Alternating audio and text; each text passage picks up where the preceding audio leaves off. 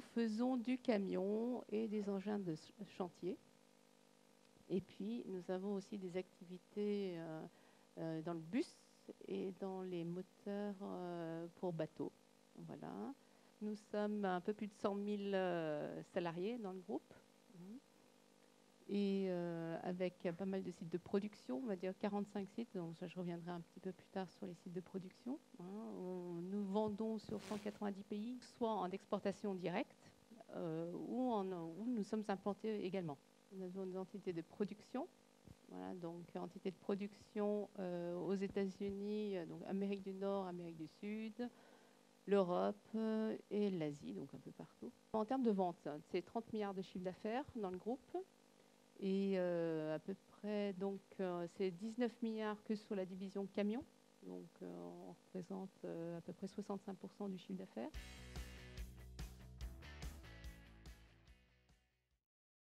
C'est assez, pour être très pragmatique, c'est d'abord le potentiel dans le pays. Hein. Bien sûr, on va regarder le volume potentiel dans ces pays-là. C'est très rare qu'on commence par une implantation d'usine tout de suite. Hein. Donc, si je prends l'exemple de la Russie, effectivement, on a commencé par une filiale commerciale. Et puis après, on est arrivé avec notre usine de production. Donc, voilà. Donc, ça va être ça. Et puis après, on va regarder, là, une des plus importantes, c'est regarder si nous pouvons rapatrier des dividendes aussi. Et là, ce n'est pas toujours évident. Donc, mais nous sommes quand même présents dans des pays où nous ne rapatrions pas de dividendes. Nous avons des filiales, par exemple, en Algérie. Donc, effectivement, là, on ne rapatrie pas les dividendes. Donc, il faut investir après sur place. Et puis, après, c'est tout ce qui est... Donc, on n'est pas... Alors, on se renseigne beaucoup avec tout ce qui est les missions économiques. Hein, je pense que tout le monde connaît ici. Et on est très proche d'eux pour essayer de comprendre, bien sûr, faire une étude du marché, pour savoir en termes réglementaires aussi, puisqu'il y en a qui sont assez compliqués. Par exemple, si on revient, là, on en parlera plus tard sur le Nigeria, on va nous imposer, par exemple, d'avoir un actionnaire local. Maintenant, c'est le cas aussi en Algérie, depuis peu, où ils nous imposent un actionnaire local. Donc là, bon, nous avons une ancienne implantation qui date de 1950 hein, en Algérie, hein, donc c'est très, notamment Renault Trucks, hein, en fait, là, pour la marque Renault Trucks. Et donc voilà, c'est à peu près les trois gros critères que nous allons approfondir avant de s'installer.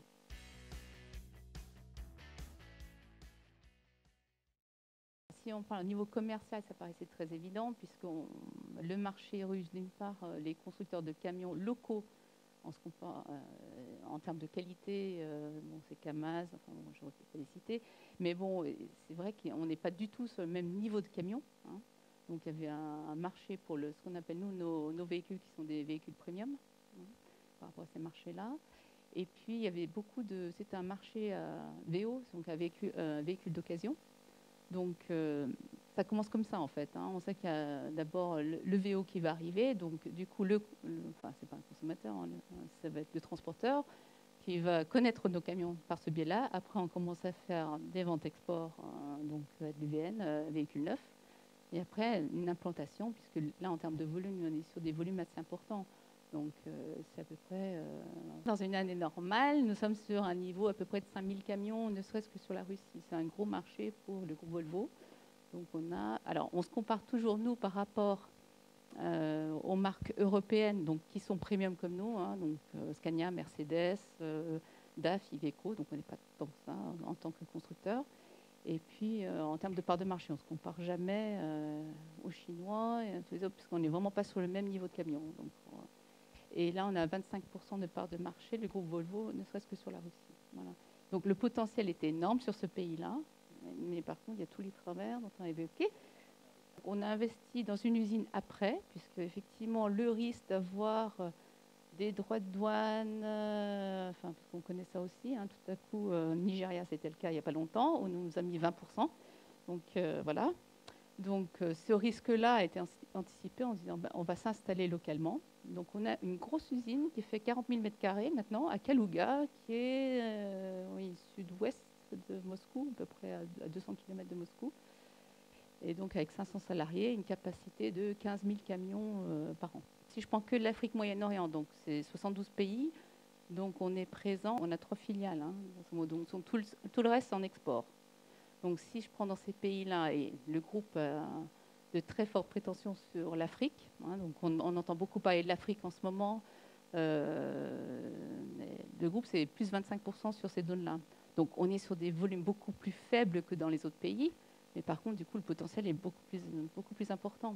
Donc si on parle du Nigeria par exemple, on est encore sur du volume beaucoup plus faible. Là, on a 2000 camions qui roulent en ce moment, de nos camions qui roulent en ce moment au Nigeria. Mais enfin, vous comprenez, ça c'est sur les 10 dernières années. Donc vous imaginez que par rapport à 4000 vendus sur une année sur la Russie, voilà. Là, c'est vraiment du financement. Donc là, pour le coup, on est avec des partenaires. Donc important d'avoir des partenaires. On a des importateurs.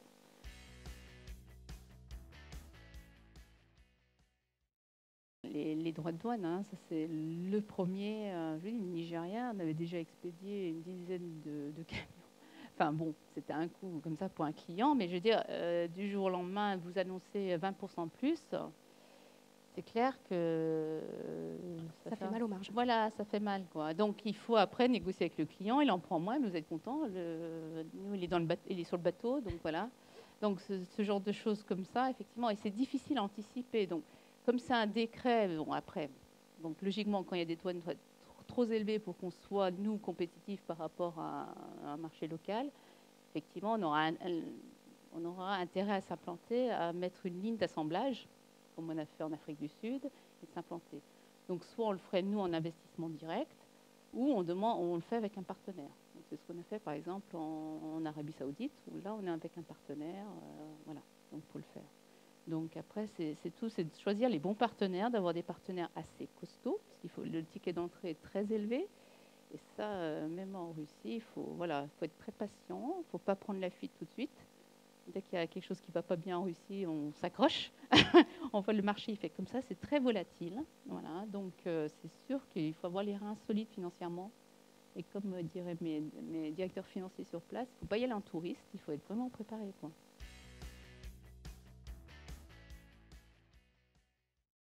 On a quand même une captive financière, nous, qui s'appelle Volvo Financial Services, très original, et qui est normalement implantée dans tous les pays. Nous sommes implantés, nous. Donc là, on parle ils sont partout en Europe. Hein. Globalement, donc une entité légale dans chaque pays où nous avons, nous, une filiale. Voilà. Et pourquoi? Puisque quand vous faites du cross-border, transfrontalier, en fait, ça pose quelques problèmes, puisque nous, bien sûr, on a un camion, ça roule. Donc, pour avoir un nantissement sur le camion ou une sécurité sur le camion, c'est un peu plus compliqué quand c'est transfrontalier. Donc, il vaut mieux être sur place. Après, vous avez en plus des équipes qui connaissent très bien, des équipes qui sont locales aussi, donc pas toutes. Hein. Le management est souvent composé d'expatriés, puisqu'il y a des règles de groupe voilà, à mettre en place. Mais après, on va aussi recruter beaucoup des gens locaux, les commerciaux, donc ils connaissent très bien localement comment ça se passe. Une très forte connaissance. Donc on a des financements qui sont faits là par notre financière dans les pays. Voilà. Et en complément, vous avez un contrat, une police Ah oui, alors oui, assurance crédit. Oui, on travaille avec les assureurs. Alors là, c'est vrai, c'est plus donc avec la COFAS privée, parce qu'on bien sûr, on travaille beaucoup aussi avec les assurances publiques, puisqu'on va travailler, nous, à trouver des financements pour nos importateurs ou concessionnaires. Donc là, les concessionnaires, par exemple. En France, on a beaucoup de concessionnaires privés. Hein. Donc, on met en place ce qu'on appelle un floor plan. Donc, ça, c'est le jargon très automobile. C'est en fait du financement de stock, hein, puisque les concessionnaires vont porter du stock. Après, pour nos importateurs, on essaie de mettre en place un peu les mêmes choses. Donc, on reste quand même encore sur du court terme. Et donc, on va s'assurer crédit pour pouvoir offrir ces financements.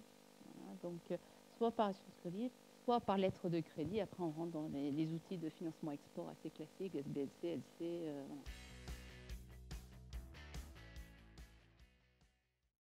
Okay. Accompagner, en fait. C'est très important de se tenir au fait des différentes réglementations. Il faut savoir, sur le Nigeria, on ne vend rien si on n'a pas le financement. Mais on finance l'ensemble de nos camions. Tous les camions vendus au Nigeria, on va tout financer, puisqu'ils n'ont pas de cash, il n'y a rien. Donc il faut vraiment arriver avec une solution de financement. Donc sans ça, on ne vendrait pas grand-chose. Hein. Donc ça, c'est vraiment important à avoir en tête. Et puis, donc, comme je parlais de tickets d'entrée, on estime à peu près pour une implantation au Nigeria pour nous, hein, puisque on veut avoir un partenaire qui est capable d'avoir, donc bon, il aura sa filiale avec la partie administrative, etc., mais aussi avoir un réseau, puisque pour nous, c'est de la prévente qui est très important. Donc, il faut qu'il puisse s'implanter avec des garages aussi, qu'il ait un réseau à lui. Donc, il faut quand même à peu près 30 millions de dollars. Donc, voilà. Et donc, vous savez que si vous vous adressez à certains groupes donc, européens, occidentaux, donc on a beaucoup de partenaires qui sont... Ils veulent un ROI assez rapide. C'est sûr que si vous vendez que 400 camions, c'est un peu plus compliqué. Voilà. Donc, c'est important d'avoir des reins assez solides, même pour notre partenaire.